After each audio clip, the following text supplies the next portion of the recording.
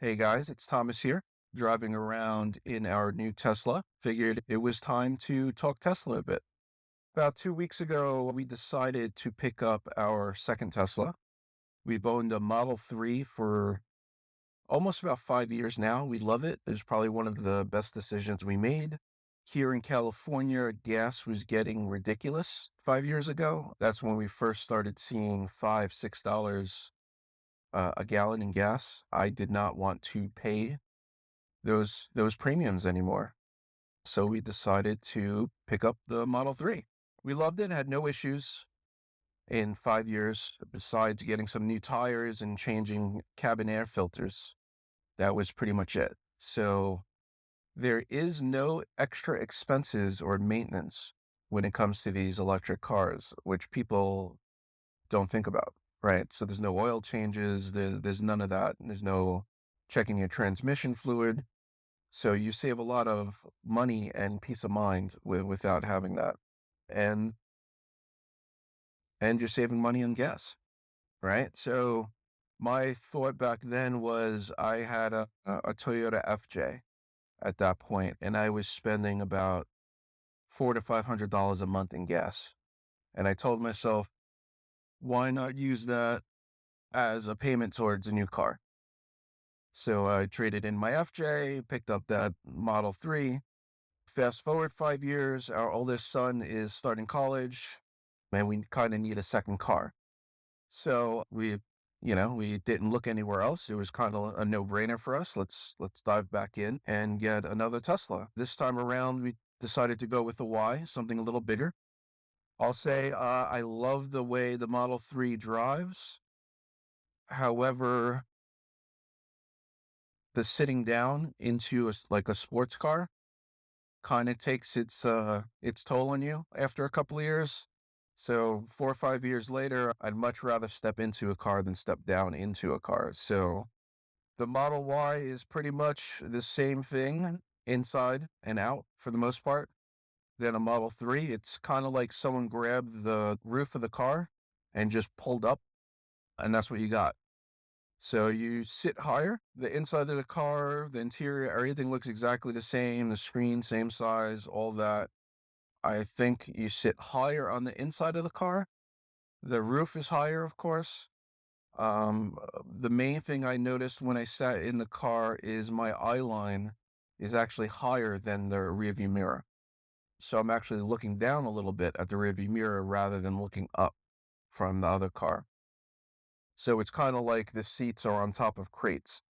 So the ground clearance of the two cars is pretty much the same to my understanding. There's not much of a difference. So it really doesn't feel like you going from a sports car to a real SUV because the ground clearance is pretty much the same. It handles really well. It does still feel like the Model 3. However, you can tell that it's top heavy, right? We ended up going with the long range Model Y, which is 330 miles. It still does 0 to 60, pretty close to what the Model 3 was doing. I have no real complaints. So, well, I only have one. So the biggest difference I've seen between these two cars is them getting rid of the sonic sensors. And this is something I've been telling people left and right, and that's fine. I can understand them wanting to get rid of one technology and put in the new technology, right? So the new thing they're using is vision, which is basically based all on cameras.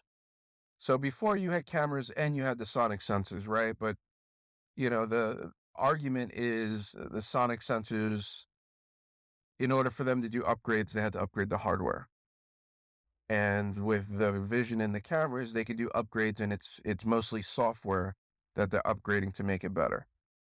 That being said, they are not on equal playing fields. I do not feel we should have the vision yet.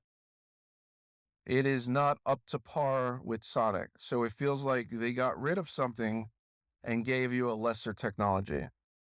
Um, I do not trust the vision. It does not see everything that the Sonic does. So because of that, I'm back to not trusting when it tells me there's 12 inches left. It's there, but again, I will not trust it. I will use my eyes first, which is probably what you should do anyway. But with the Model 3, I got so used to putting it inside my garage. My garage is pretty tight. I have tools and everything else in that garage. But I knew once I hit like 13 inches, that was my limit, and that's where I put my car in. And if I ever got out and measured the distance between the bumper and the front, it would be exactly 13 inches with the Sonic ones. With this Vision version, it's all over the place. I can't even say that it gives you a further distance or shorter distance. It just doesn't give you the right distance. I could be wrong, but to my understanding, there is no cameras in that front bumper. So the camera that it uses is the camera that's behind the rearview mirror, which angles downwards.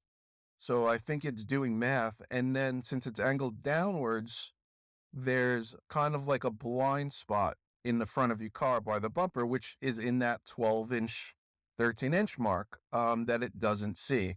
Especially if something is very short or low to the ground, it will not see it. Now, it's able to see curbs and stuff because you have the side cameras, and the side cameras are pointed out, and the curb's really long, right? So it's able to understand that's a curb. But if the side cameras are not seeing that little item in front of your car, and the camera behind the rearview mirror doesn't see it, it doesn't pick it up. It's not there, and you'll hit it. So that's definitely an issue. I don't think it's ready. I don't think it should be there yet. I did not get the full self-driving, but everyone's complaining about that as well because it's not ready. You know, if you paid $15,000 for self-driving, and I think currently Tesla's saying like 6 more months before it's out, that would be very upsetting. You know, they're taking your money and not giving you what they promised. You know, even if it, and who knows, maybe it'd be longer than 6 months. But with that said, you could also get self-driving for like $200 a month. Uh, and you could also get referrals. Yeah, if you're thinking about picking up a Tesla, use my referral link down below. That saves you, I think, $500 to $1,000 in your order. But you also get credit points. So you can rack up those credit points, and then you can use the credit points to buy, I think, 3 months of self-driving. And the problem with that is the self-driving's not even really out for another 6 months. So you end up automatically starting that 3-month counter as soon as that's traded in, and you have no self-driving. So you're kind of losing out on that time. Anyway, other than that, I'm loving this Model Y. I did go with the white seats. Everybody is surprised about that still. However, I know people that have had the white seats for just as long as I had the Model 3, and they had no issues. You see some horror stories online, but you always see more bad news on things than good because people just, like to post the bad things. I do keep a little pack of baby wipes in the car, but baby wipes that are only water and have no chemicals in them. So it's hard to even call them baby wipes. They look like baby wipes, so that's probably why. I'll post a link in the comments down below of my kit for all the accessories that I use. The things in my kit is everything that I personally use on a daily basis. I do not put anything in there that I haven't used. There's also a section for affiliates. So if someone did send me something to review or something to look at, I put it in that separate group. Anyhow, yeah, again, I am liking this Model Y. I'm loving it. I'm not surprised because I liked that Model 3. I was trying to hold out for the Tesla truck, the Cybertruck. I did get my referral in the morning after the announcement when everything went on reservation. It was only $100, so I said, why not? I'm more of a truck guy. The Model 3 was my first car in a very, very long time. I don't know if I should say I'm a truck guy. I'm more of an SUV guy. I really don't have a need for a pickup, but since that Cybertruck had the enclosed pickup bed and everything, I was like, okay, that's cool. 500-mile range, and back then when I got the Model 3, they were talking the cost of the truck was actually going to be like $10,000 less than what the Model 3 price was. So that was kind of a no-brainer. The idea was I would kind of trade the Model 3 in for the Cybertruck when it was ready. But again, we fast forward, 4 or 5 years now. Cybertrucks are starting to roll out now in September 2023. However, I had to talk with one of the Tesla guys. I'm not going to use real numbers, but here's the thing. So if you're like me, you got your referral in the morning after. Your number is XXX, right? Let's just say. The Tesla, there's only one manufacturing plant for the Tesla Cybertruck, right? I think it's in Texas. I could be wrong. But that plant, once it gets to 100% efficiency, it's only able to pump out a set number of trucks per month. And according to Elon and everything else online, that number is XXX a month. So based on that number, and however long it takes them to get to 100%, maybe it'll take them 2 or 3 months of pumping out a couple of cars between quality control and everything before they ramp up to get to 100%. But at that point, they can only pump out a certain number a month and a certain number a year. So my reservation number that I got in was from the following morning. And that number looks like it will take just over a year for my number to be called, which is kind of crazy if you think about it. And the amount of pre-orders they have, right? I think it's in the millions at this point. But if you got your order in, a week later, how long are people going to wait? And it's a good question now, right? So are they going to make more plants to catch up with demand? Also, when the Cybertruck was announced, there was no other electric pickup trucks on the market. So now you have quite a few. I mean, you got some Chevys, you got the Rivian. Again, it's still kind of different markets. I mean, none of them have the hard shell body, the non-breakable windows, non-dentable cars. It's really being made well for that, and it puts itself in a new category.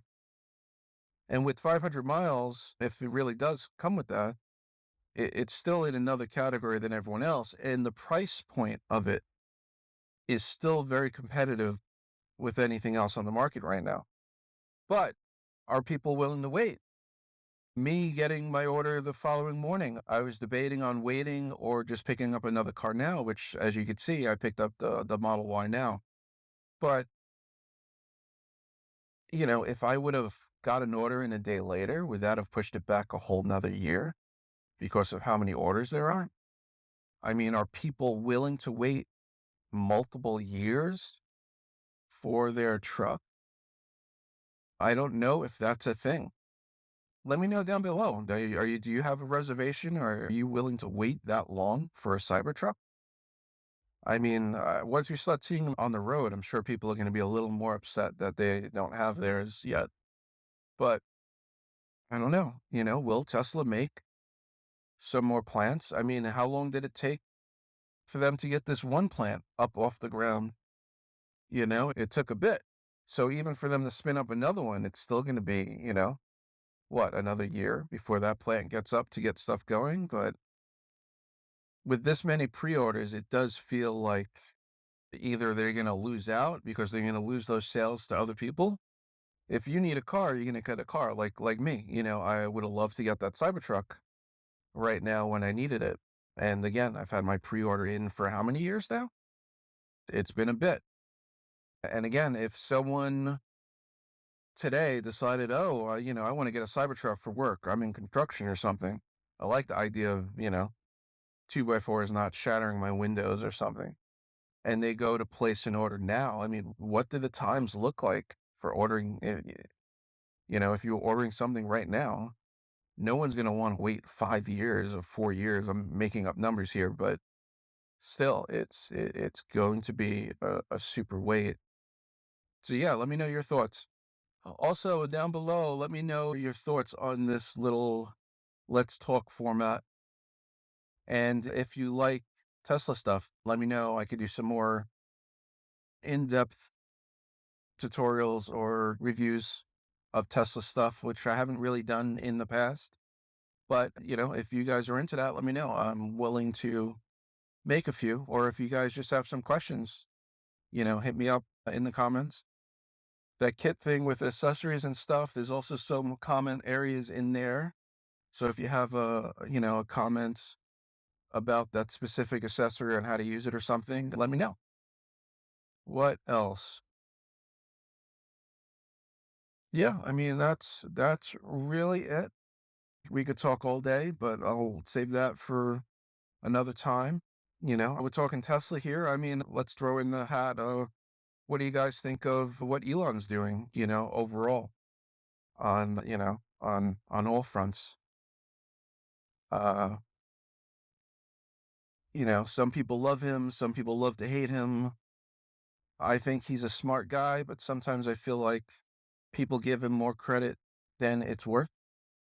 Coming up with ideas and hiring the right people for the right positions in a company is key to things. So if you do that right, things work right. I think when you try to pull up the reins and do positions that you're not qualified to do, that's what gets you into trouble, right? Or if you start looking at products and services as toys and that you know everything, you run into problems.